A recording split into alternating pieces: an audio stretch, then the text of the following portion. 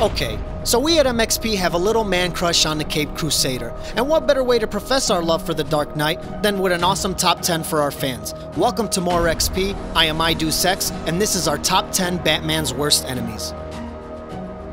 Number 10. Making his debut in 2002's Batman number 609, childhood friend Thomas Elliot is a self-inflicted tragedy of a story, blaming the Wayne family, specifically Thomas, for saving his mother. Why, you ask? Because he tried killing his parents in the first place to inherit their wealth. Master Surgeon, who in one story arc had Batman believe he was actually Jason Todd. Number 9.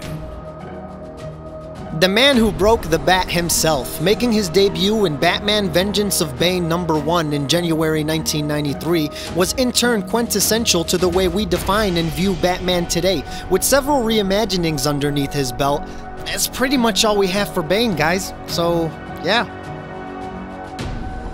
Number 8.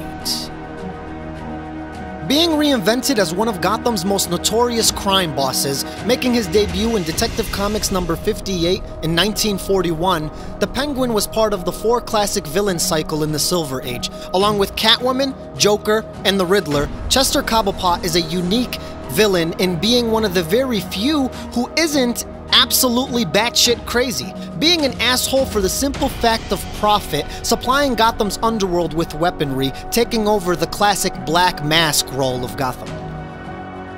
Number 7.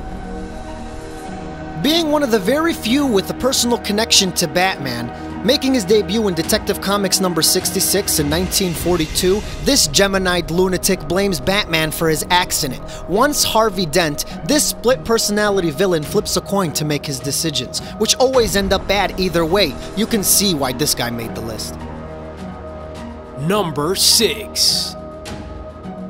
Part of an elite group of supervillains who was actually able to deduce Batman's secret identity, making his debut in Detective Comics number 36 in the 1940, Hugo Strange lands on this list for the simple fact he was created by the boss Bob Kane himself. A master practitioner of psychology, Hugo Strange, fun fact, pre and post crisis, same dude, different story.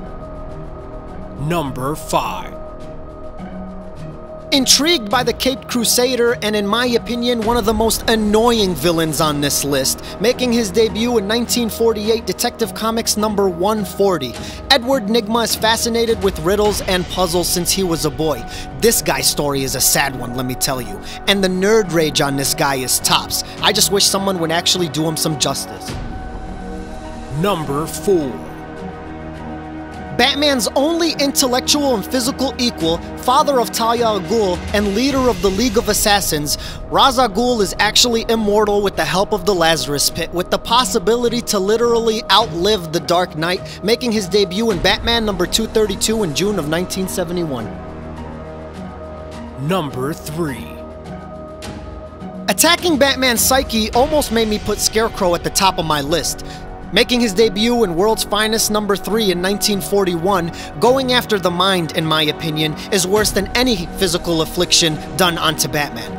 Originally forgotten in the Batman lore, I'm glad Scarecrow is making a huge impact in the Batman universe once again.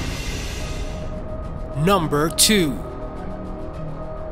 One of the most recognizable pop culture icons and Batman's biggest adversary, making his debut in Batman number 1 in 1940, Death of a Family / In a Family is one of the most influential story arcs in comic book history, let alone Batman's history.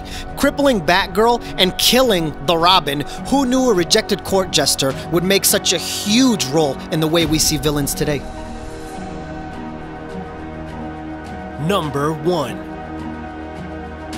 With an unbreakable code, old age, and mental breakdowns across multiple arcs and universes, making his debut in Detective Comics number 27 in May of 1939, how long can the Dark Knight last? While his villains seem to never stop, the one-time work-alone Caped Crusader has instilled a plethora of help as the years have gone by. With Gotham's future looking grim and actually worse than ever, we have to beg the age-old question, is Batman here to stop these villains?